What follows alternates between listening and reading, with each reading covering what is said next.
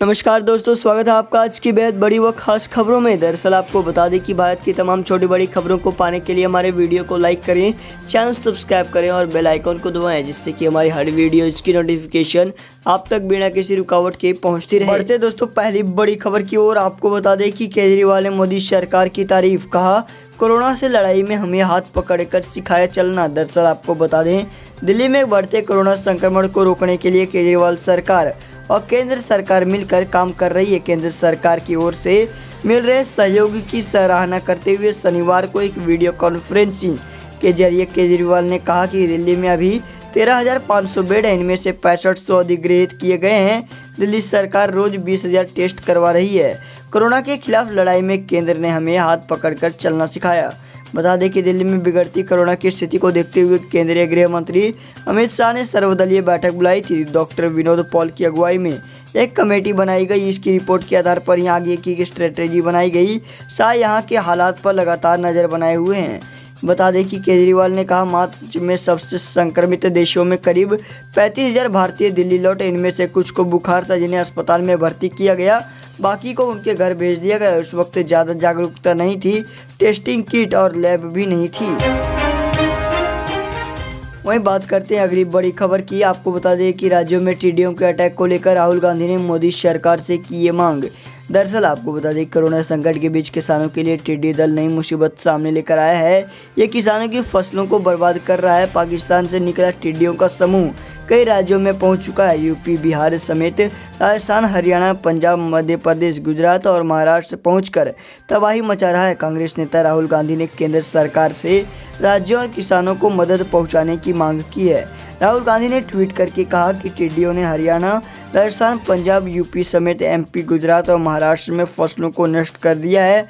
भारत सरकार को उन राज्यों और किसानों को सहायता प्रदान करनी चाहिए जिन्होंने इस खतरे को झेला है। टिड्डी दल के हमले से राज्यों में सरकार और प्रशासन हाई अलर्ट पर आ गए हैं। गुड़गांव और रेवाड़ी में टिड्डियों के दल के पहुंचने के बाद हरियाणा सरकार ने हाई अलर्ट जारी किया है और अधिकारियों ने कहा कि ट्रैक्टर पर दवा छिड़कने वाली मशीन लगाने समेत सभी जरूरी उपाय किए गए हैं। वहीं दिल्ली के पर्यावरण मंत्री गोपाल राय ने पड़ोसी राज्य हरियाणा के गुरुग्राम में टिड्डी दल के हमले के मद्देनजर शनिवार को एक आपात बैठक बुलाई है। अधिकारियों ने बताया कि मंत्री ने प्रशासन को सतर्क रहने के निर्देश दिए हैं। साथ ही राय ने कहा कि आपात बैठक के बाद स्थिति से निपटने के लिए उठाए गए जाने वाले कदमों पर एक परामर्श जारी किया जाएगा।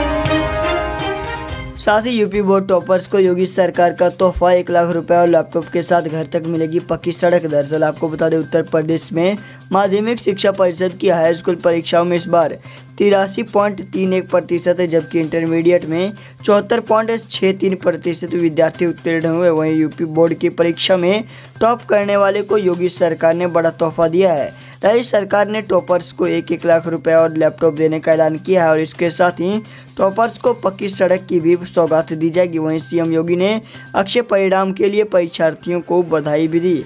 प्रदेश के उप मुख्यमंत्री दिनेश शर्मा ने कहा कि यूपी के मुख्यमंत्री योगी आदित्यनाथ के निर्देश पर मेधावी बच्चों को 1 लाख रुपए नगद, 1 लैपटॉप दी जाएगी और हम उनके घर तक एक पक्की सड़क का निर्माण करेंगे। बता दें कि हाई स्कूल में Shri Ram SM inter college Baraut Baghpat की रिया जैन 96.63% अंकों के साथ टॉपर रही।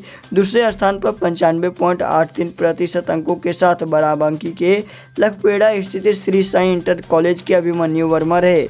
तीसरा स्थान 95.33% अंकों के साथ बराबंकी के ही सद्भावना इंटर कॉलेज के योगेश प्रताप सिंह ने हासिल किया। बता दें कि उन्होंने इंटरमीडिएट में 97% अंकों के साथ बड़ौत बागपत के Shri Ram SM inter college के अनुराग मलिक टॉपर रहे। प्रयागराज के कोरांव स्थित SP इंटर कॉलेज के प्रांजल सिंह 96% अंकों के साथ दूसरे स्थान पर रहे और अय्या की श्री गोपाल इंटर कॉलेज के उत्कर्ष शुक्ला 94.80% अंकों के साथ तीसरे स्थान पर रहे।